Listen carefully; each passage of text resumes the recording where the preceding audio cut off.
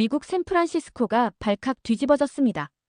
이번 LA 화재 사건으로 미국 시민들의 주거에 대한 불안감이 높아졌다고 합니다. 할리우드 스타들과 미국 재벌가 사회에서 조용히 새로운 집을 계약하고 있다고 합니다.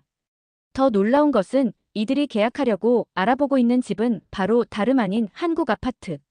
이번에 반도건설에서 추진하고 있는 더 보라입니다. 더 당황한 사실은 반도건설사 분양상담 직원이었는데요. 그들은 조용히 누구인지도 밝히지 않고 커뮤니티 시설과 층과 호수를 물어보고 조용히 계약을 하고 있다고 합니다. 반도건설 측은 이번 이런 상황은 처음이라고 합니다. 억만장자들이 자신의 호화주택을 조용히 정리하고 한국 아파트로 계약을 하고 있다고 하니 믿을 수 없는 상황이 펼쳐진 것입니다. 미국의 월스트리트 부동산 투자회사의 대표 존 해리입니다. 부동산 투자 활동을 하며 연매출 3천억 달러를 운용하는 그는 조용히 한국 아파트 더 보라를 계약했습니다. 그가 더 보라를 계약했다는 소식이 주변 동료들에게까지 전해져 큰 화제를 모았는데요. 주변의 비즈니스 파트너들은 이런 글을 보며 미쳤다. 그런 닭장 같은 곳은 서민들이나 사는 곳이지 우리가 지낼 만한 곳이 안 되라며 비웃었는데요. 그의 이웃들은 그가 사업에 실패한 거 아니냐며 뒤에서 수군거렸습니다.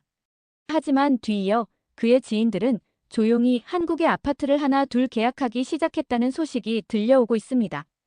반도건설 측은 갑작스런 부동산 문의 폭주에 직원들이 비상근무하고 있다는 실정을 밝혔는데요.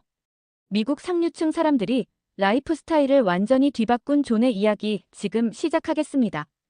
여러분의 구독과 좋아요는 응원의 메시지입니다. 안녕하세요.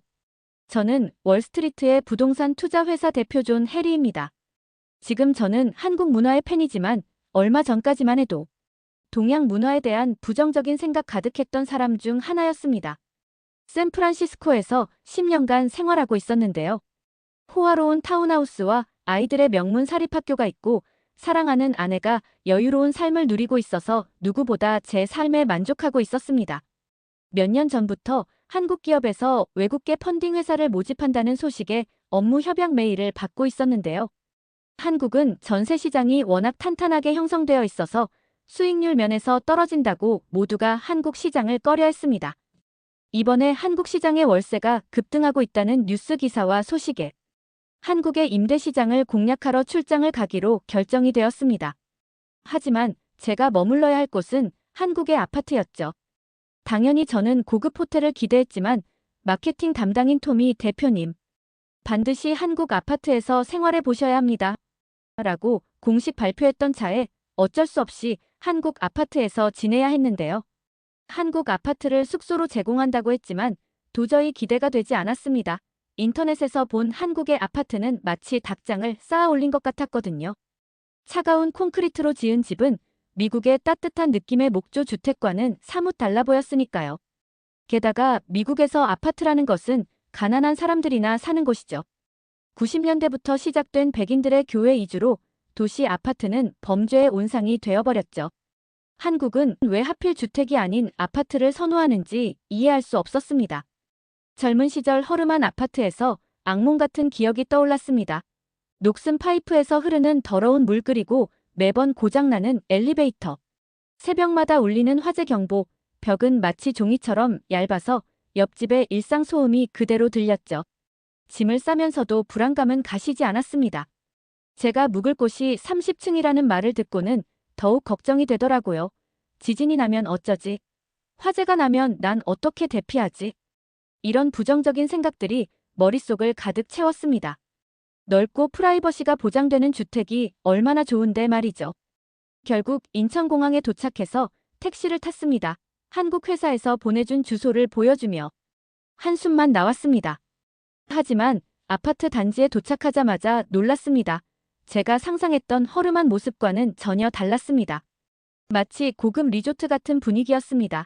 입구에는 경비원들이 외부 차량을 철저히 통제하고 있었습니다. 회사에서 미리 연락해둔 덕분에 무사히 통과할 수 있었죠. 그런데 갑자기 차가 지하로 내려가는 게 아니겠습니까? 30층 집을 찾는데 왜 지하로 가는 건지 도무지 이해가 되지 않았습니다.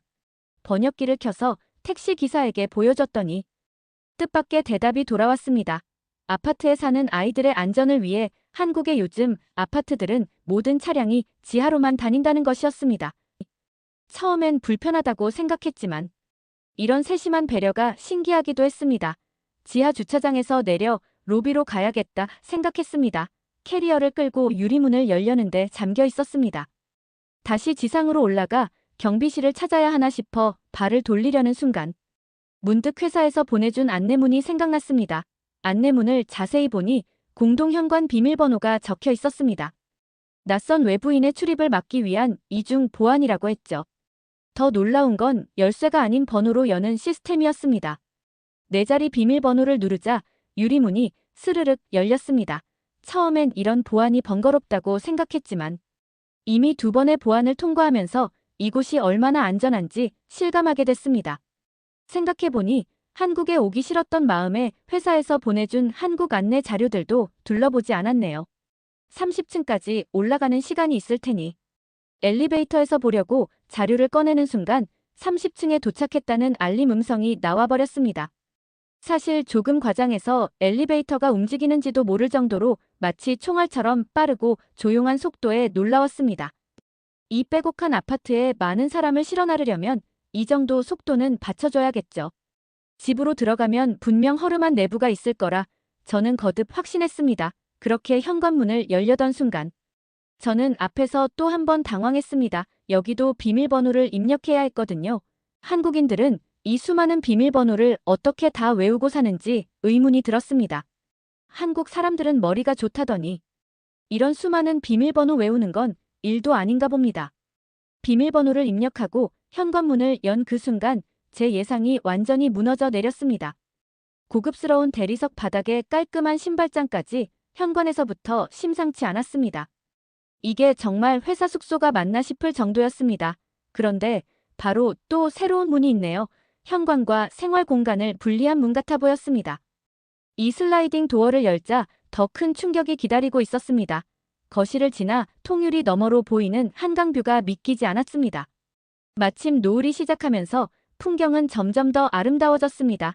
인테리어 잡지에서나 보던 그림 같았습니다. 정신을 차리고 보니 제가 30분 넘게 창가에 서 있었더군요. 소파에 앉아 집안을 둘러보려던 중 깜짝 놀랐습니다. 제가 신발을 신은 채로 들어왔다는 사실을 잊고 있었던 거죠. 한국의 신발을 벗고 생활하는 문화는 알고 있었지만 혼자 살 거니까 그냥 신고 살까 싶었습니다. 이게 익숙하니까요. 하지만 동료들이 방문할 수도 있고 이왕 온 거 이 나라의 문화를 배워보는 것도 재밌겠다는 생각이 들었습니다. 그런데 신발을 벗는 순간 또 한 번 놀랐습니다. 제 발바닥이 편안했어요. 아니, 다시 말하면 거실 바닥이 따뜻했습니다. 아무리 둘러봐도 벽난로도 보이지 않고 기름난로도 어디에도 없었습니다. 그 흔한 라디에이터도 안 보였죠. 도대체 이 온기는 어디서 나오는 걸까요? 집안을 둘러보다 온도 조절기를 발견했습니다. 이게 바로 말로만 듣던 온돌인가 싶었습니다. 건조하지 않으면서도 포근함과 따뜻함에 저도 모르게 소파에서 스르르 잠이 들었습니다. 꿈속에서 아이들과 한국 아파트에서 함께 사는 꿈을 꾸었습니다. 다음 날 아침 7시 회사로 출근하는 첫날이었습니다. 택시를 잡으려 밖으로 나왔는데 사람들이 전부 반대 방향으로 움직이고 있었습니다. 지하철역으로 향하는 모습이었죠. 미국에서는 대부분이 자가용이나 택시를 탔는데 의아한 마음이 들었습니다. 어제 온 길이 생각나서 택시를 타고 가려 했지만 아침 시간이라 그런지 택시가 잡히지 않았습니다.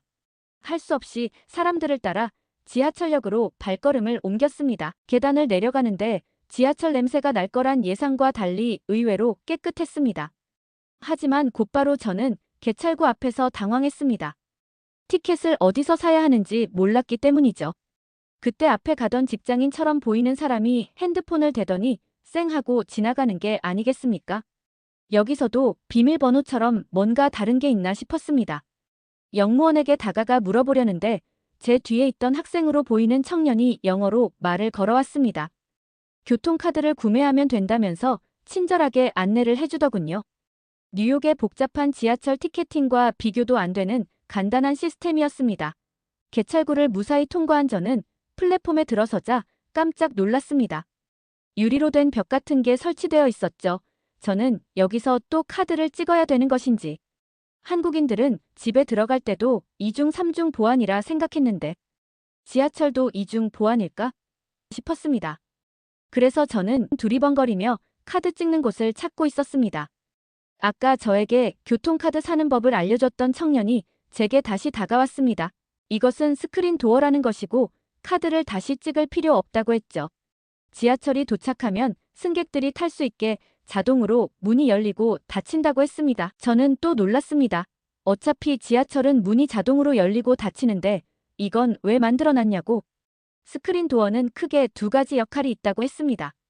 우선은 선로의 나쁜 공기가 승강장으로 넘어오는 것을 막아주기 때문에 조금 더 쾌적할 수 있다고 했습니다.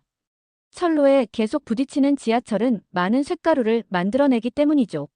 그리고 두 번째 역할은 정말 충격적이었습니다. 미국에서도 꼭 필요한 거라고 생각했거든요. 바로 승강장 추락 방지 역할이라고 했습니다. 이게 정말 주요 역할이라고 했죠. 실수든 고의든 빠른 속도로 들어오는 지하철과 사람들의 충돌을 방지하기 위함이라고 했습니다. 미국에서는 사실 얼마 전에도 안타까운 사고가 있었습니다. 지하철을 기다리는 승객들은 모두 최대한 벽에 붙어 아무도 자신을 밀지 못하도록 보호하려 했죠. 정말 좋은 아이디어라고 생각했습니다. 저는 고작 하루밖에 한국에 있지 않았지만 한국은 모든 것이 미래도시처럼 첨단화되어 있다고 느껴졌습니다. 곧 지하철이 들어오는데 또 한 번 놀랐습니다. 불편할 정도의 소음이 거의 없었거든요. 뉴욕의 지하철은 마치 공사장 같은 소음으로 악명이 높은데 말입니다. 게다가 차량 안은 새 것처럼 깨끗했고 좌석 위에는 액정 화면까지 달려 있었습니다. 자리에 앉자마자 주변을 살폈습니다. 대부분 승객들이 스마트폰을 들여다보고 있었는데 더 놀라운 건 대부분 잠들어 있다는 거였습니다. 뉴욕에선 상상도 못할 광경이었죠.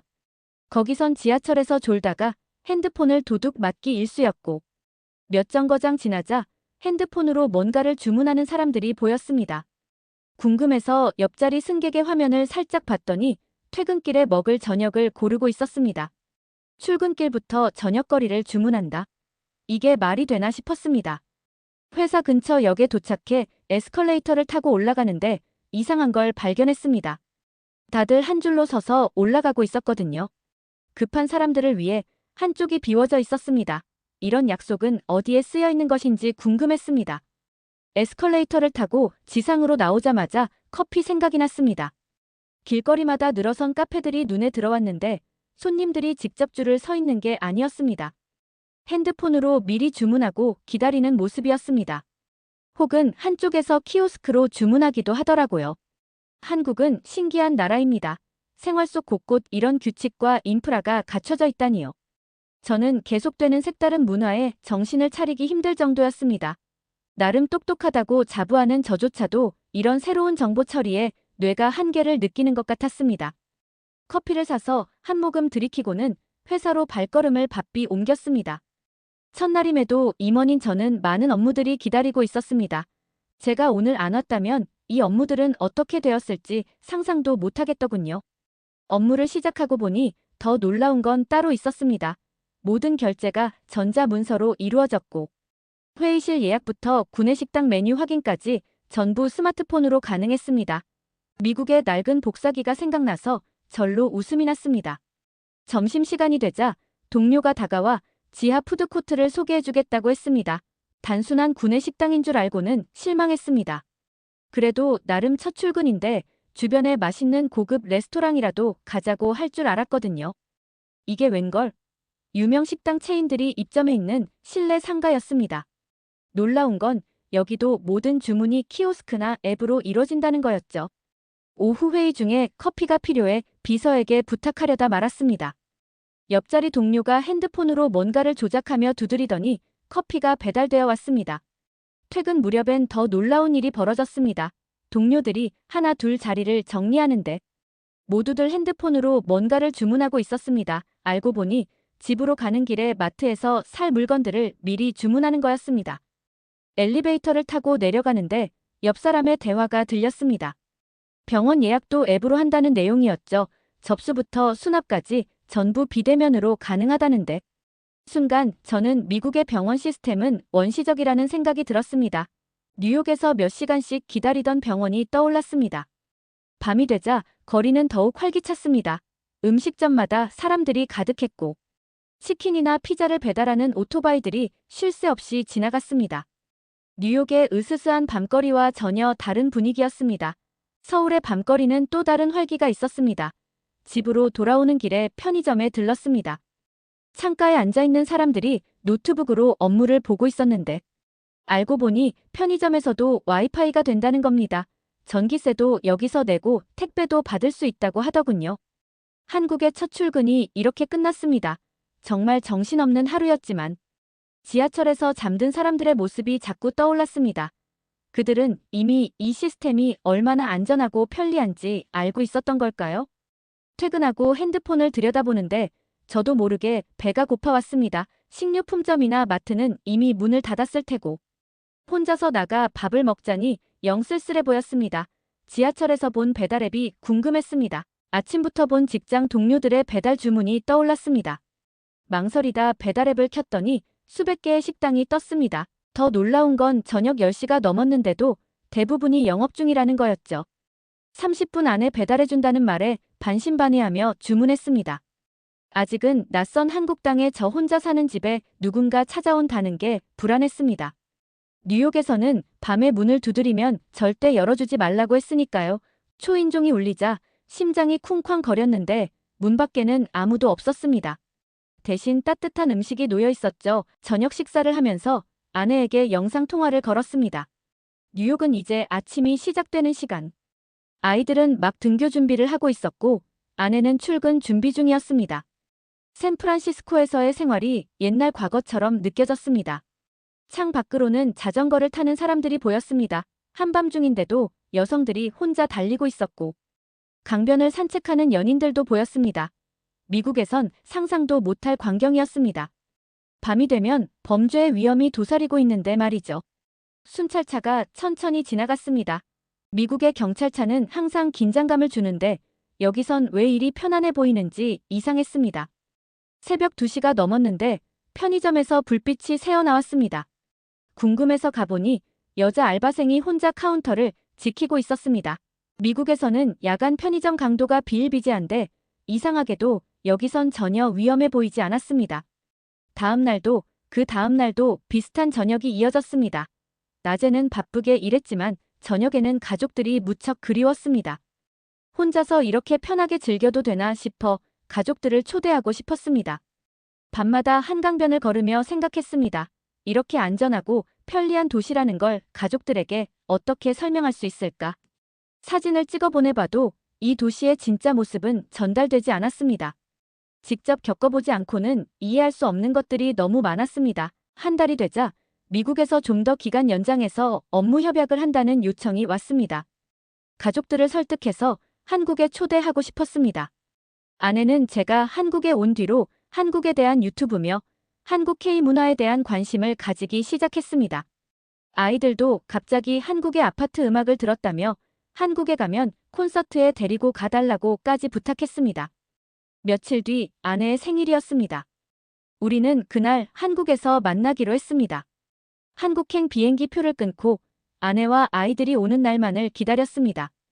비행기가 인천공항에 착륙하기 직전 창 밖으로 보이는 야경에 아내가 놀란 듯 했습니다. 공항에서 나와 택시를 탔을 때도 고속도로 위를 달리는 동안에도 아내는 창밖만 바라봤습니다. 뉴욕과는 다른 풍경이 신기했나 봅니다.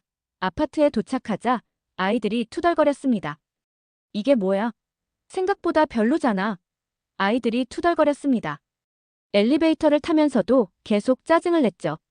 하지만 현관문을 열고 거실로 들어서는 순간 모두가 조용해졌습니다. 한강뷰와 야경을 보는 순간 소리쳤습니다. 여기 호텔 타워 아니에요? 거실의 통유리창을 통해 서울의 파노라마가 펼쳐졌습니다. 미국 저택에서 경험하지 못한 압도적인 스마트홈 시스템으로 조명, 온도, 환기, 방문까지 모든 것을 완벽하게 제어할 수 있었고 주방의 모든 가전은 빌트인으로 완벽하게 설계되어 있었습니다. 아빠, 발이 따뜻해요. 아이들이 바닥에 드러누웠습니다. 자, 우리 한국 사우나 가볼까? 아이들의 눈이 동그래졌습니다. 단지 내 부대 시설은 그야말로 압권이었습니다. 호텔급 피트니스 센터, 실내 수영장, 도서관, 키즈 카페, 스크린 골프장, 심지어 입주민 전용 카페까지 미국에서는 모든 것을 이용하려면 미리 직원을 시켜서 준비해야 하거나 밖으로 나가야 하거든요. 하지만 이곳에서는 엘리베이터만 타고 지하로 가면 이 모든 것이 한 번에 해결되었습니다. 아이들과 사우나를 마친 후 집에 돌아오니 아이들이 배고프다고 난리를 쳤습니다. 아이들에게 저는 자신 있게 말했죠. 뭐 먹고 싶어? 다 시켜줄게. 아이들이 동그란 눈을 뜨며 말했어요. 지금 배달시켜 주신다고요? 저녁 9시였습니다. 아내와 아이들은 신기해하며 피자, 치킨 등 한국 음식과 술을 주문했습니다. 아내는 놀라움을 감추지 못했어요. 저녁마다 아이들 먹을거리로 고민이었는데 이걸 앱 주문으로 해결하다니. 이렇게 갓 튀긴 맛있는 치킨은 처음이라며 한국 치킨의 바삭함에 찬사를 보냈어요. 미국의 배달치킨은 배달해온 순간 눅눅해지거든요. 저녁 식사를 하고 아이들과 한강공원을 걸으러 나갔어요. 아내가 소리쳤죠. 미쳤어? 이 시간에 무슨 일이라도 생기면 어쩌려고?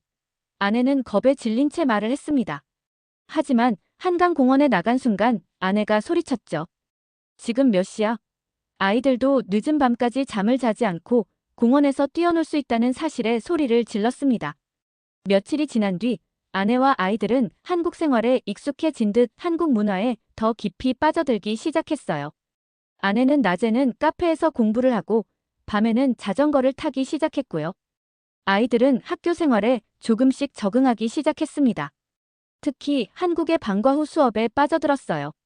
집에 오면 한국의 학교 수업에 관해 계속 떠들었습니다. 한국의 K-팝에도 관심을 가졌고 음악도 계속 흥얼거리고 따라 불렀어요. 특히 아들은 학교 운동장에서 한국 아이들과 어울려 놀더니 언어가 달라도 축구는 똑같다며 웃었습니다. 저녁에는 한국 김치찌개를 먹으며 한국 김치가 암 예방과 장 건강에 좋다며 한국 음식 문화를 계속 칭찬했어요. 아내와 아이들이 달라지기 시작했습니다. 살짝 감기 기운이 있던 아내를 데리고 근처 병원을 찾았습니다. 아내는 친절하고 빠른 한국 병원 시스템을 경험하고는 충격에 빠졌다고 했습니다. 게다가 병원비가 이렇게 저렴하다는 게 믿기지 않는다면서. 미국에서는 감기 한 번 걸려도 병원 가기가 겁난다고 했죠. 하지만 한국의 병원 진료를 받고 약을 먹고 낮잠을 자고 난 뒤에는 개운하다며 어떻게 이렇게 빠르게 몸이 회복할 수 있는지에 놀랐습니다. 어느덧 방학이 다 끝나갈 무렵 한국에서의 마지막 날이었습니다. 저희 가족은 모두 한국의 일정을 마치고 미국으로 가는 비행기에 몸을 실었습니다. 미국에 도착해 한국에서의 생활을 그리워하며 지내던 중 미국 LA 산불 소식이 전해졌습니다. 모든 미국 사람들은 충격에 빠졌죠. 어떻게 세계 경제대국인 미국에서 이런 일이 일어날 수 있는지. 그리고 이토록 화재 진압을 빠른 시간 내에 해결하지 못하고 인명피해와 재산 피해를 내게 됐는지.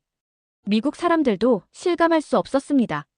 우리 가족들도 두려움에 떨고 있었죠. 이때 아내가 조심스레 말했습니다.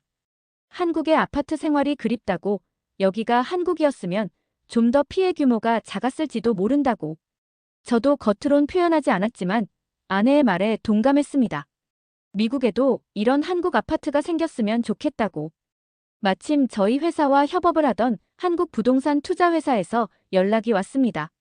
이번에 반도건설에서 미국의 땅을 샀다고 한국건설이 미국에 진출할 계획이라고. 저는 속으로 외쳤습니다.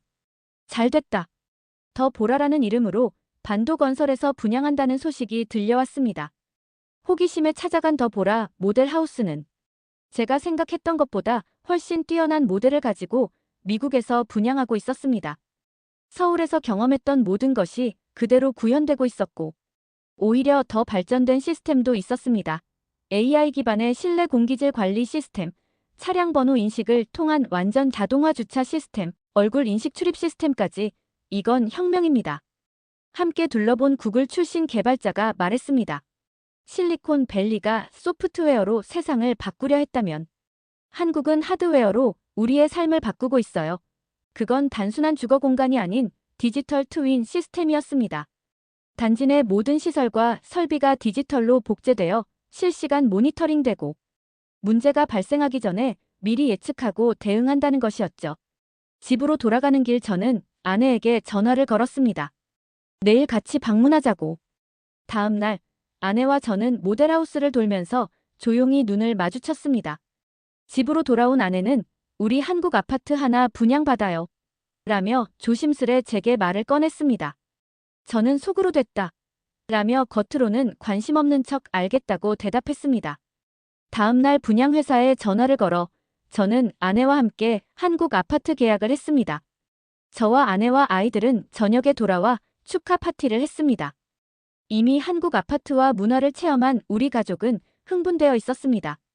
다음 날 회사에 출근하자 동료 알렉스가 조심스레 저에게 말을 걸어왔습니다. 벌써 회사에 제가 한국 아파트를 계약한 사실이 소문이 나 있었죠. 알렉스가 제게 말했습니다. 미쳤어? 한국 아파트에서 산다고? 미국에 그 좋은 대저택을 두고 거기다가 한국인 근처? 동료들이 걱정하는 듯 저를 비웃었습니다. 하지만 6개월 뒤 미국의 한 국회의원이 저의 이웃이 되었습니다. 자신도 한국 아파트의 편리함을 잘 안다고 한국 아파트 입주 후 미국 부동산 잡지에서 인터뷰 연락이 왔습니다. 특집 기사를 준비 중이라고 저는 흔쾌히 인터뷰에 응했습니다. 이 기사는 부동산 업계에 큰 반향을 일으켰고 특히 실리콘밸리의 젊은 임원들 사이에서 한국식 아파트는 하나의 트렌드가 되어가고 있었습니다. 마이클, 우리도 한번 구경해도 될까? 처음엔 저를 비난하던 이웃들이 하나둘 방문하기 시작했습니다.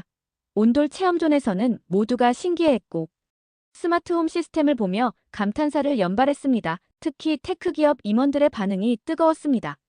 이제는 더보라 주변 부동산 가격이 급등하고 있다는 소식입니다. 제 주변 CEO들도 세컨하우스로 하나씩 계약하고 있다는 소식입니다. 심지어 미국의 부동산 개발업자들이 한국 건설사의 미팅을 요청하고 있다고도 합니다. 아내는 커뮤니티 시설에서 새로운 취미를 발견했습니다. 저는 이제 매일 아침 스크린 골프장에서 하루를 시작하고 저녁에는 옥상 정원에서 LA 야경을 바라보며 하루를 마무리합니다. 변화는 이미 시작되었고 이는 단순한 부동산 트렌드가 아닌 라이프 스타일의 혁명이 되어가고 있습니다. 최근에는 더욱 놀라운 소식을 들었습니다. 더보라의 폭발적인 인기에 힘입어 두 번째 프로젝트 더보라 3020이 착공을 시작했다는 것입니다. 1차 프로젝트의 성공을 바탕으로 더보라 3020이 한 차원 더 진화된 주거 환경을 제공할 것이라는 겁니다. 건설업계에 따르면 이번 프로젝트는 미국의 투자자들이 대거 투자 비용에 펀딩을 한다는 소문도 돌았습니다. AI 기반의 에너지 관리 시스템, 드론 배송 플랫폼, 메타버스 커뮤니티까지 한국의 건설 기술은 이미 미국의 건설업 기술을 훨씬 뛰어넘고 있었습니다.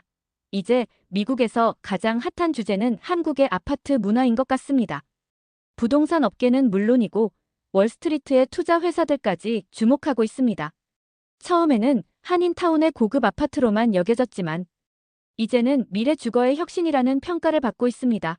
월스트리트 저널은 미국 주거 문화의 새로운 패러다임이라는 특집 기사를 통해 한국의 아파트에 대한 분석을 내놓았습니다. 특히 주목할 점은 입주민의 80%가 미국인이라는 점과 재벌가의 3세, 즉 MZ세대, 젊은 층이라는 사실입니다. 이번에 유행한 아파트 노래처럼 한국의 아파트 시스템에 대해서도 많은 호기심을 보였습니다. 이제는 집을 선택할 때 가장 먼저 스마트홈 시스템을 확인합니다. 구글의 한 임원은 말합니다. 한국 아파트가 보여준 것은 단순한 주거 공간이 아닌 삶의 질을 높이는 플랫폼이에요. 특히 온돌 문화는 미국인들의 인식을 완전히 바꿔놓았습니다.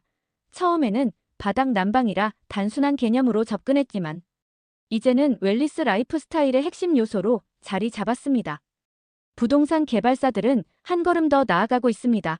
한국의 건설사들과 기술 제휴를 맺고 샌프란시스코와 워싱턴에 한국식 스마트 주거 단지를 건설하려는 계획을 세우고 있죠. 미래 주거의 표준이 될 것이라는 평가가 따르고 있습니다. LA 의회에서는 한국식 주거 단지 유치를 위한 특별조례 제정을 검토하고 있다고 합니다. 도시 재생과 스마트 시티 구축의 핵심 모델로 한국의 아파트 문화를 주목하고 있는 것이죠. 이제 K주거 문화는 단순한 트렌드를 넘어 글로벌 스탠더드가 되어가고 있습니다. 한국의 주거 문화가 미국을 시작으로 전 세계에서도 계약 요청을 하고 있습니다. 현대건설과 대우에서 뉴질랜드와 우크라이나에도 진출하고 있다는 소식이 전해져 옵니다. 마치 팝 음악 산업을 바꾸고 K-드라마가 콘텐츠 산업을 바꾼 것처럼 이제 K-주거 문화가 전 세계인의 라이프 스타일을 바꾸고 있습니다. LA 밤하늘에 우뚝 선 더 보라 아파트의 실루엣은 이제 새로운 시대의 상징이 되었습니다. 한국의 아파트는 이제 더 이상 단순한 주거 공간이 아닙니다. 온돌이라 수천 년의 전통 지혜와 첨단 스마트홈 기술이 만나 완전히 새로운 차원의 라이프 스타일을 만들어내고 있는 LA 더 보라. 작은 변화는 이제 미국 전역을 퍼져나가고 있습니다. 한국의 주거 문화가 세계의 표준이 되어가는 모습을 보며 제가 더 기쁜 마음이 듭니다. 한국 건설이 만들어갈 새로운 주거 문화, 여러분도 함께 지켜봐 주시길 바랍니다. 미국은 목조주택이 최고였다고 했지만 이번 LA 산불 사태를 보면서 미국 사람들도 한국형 아파트 문화에 큰 관심을 보이고 있습니다. 일본과 중국은 한국 아파트는 여전히 비난합니다. 자신의 주거 환경이 더 좋다고요. 여러분은 어떻게 생각하세요? 댓글로 여러분의 생각을 알려주세요. 한국 문화의 자랑을 알리는데 힘이 되는 사연이 되길 바랍니다.